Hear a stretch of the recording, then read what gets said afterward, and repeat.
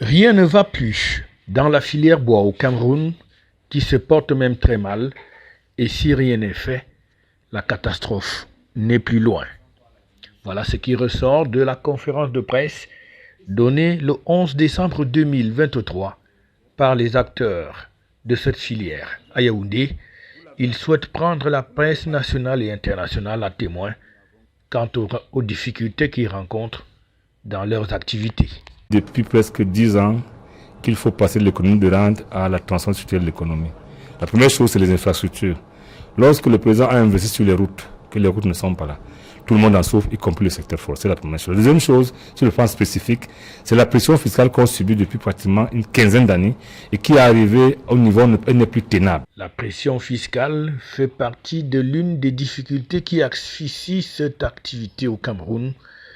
Et le président Sylvestre Bell estime que le gouvernement doit pouvoir prendre ses responsabilités et accompagner la filière. Je dois dire qu'on donne déjà pratiquement un peu plus de la moitié en fonctionnant normalement.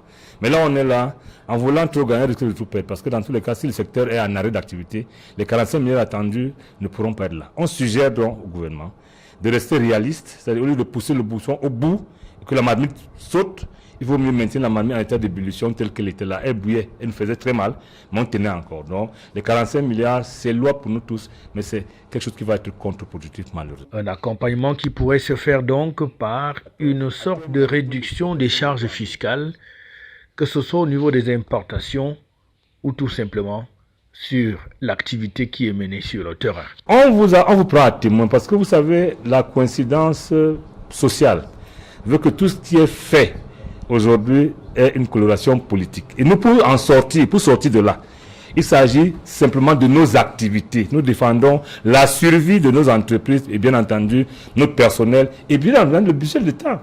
Je rappelle que le secteur forestier participe presque 4% au produit intérieur, il faut le dire. Nous défendons ces 4% qu'on veut continuer à produire. On peut même passer à 6%.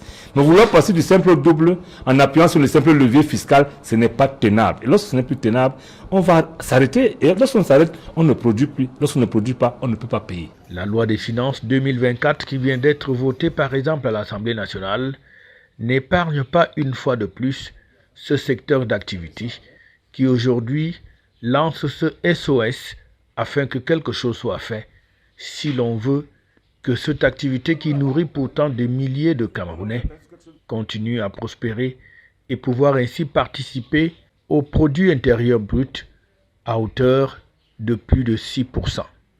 Cela est possible, mais quelque chose doit être fait.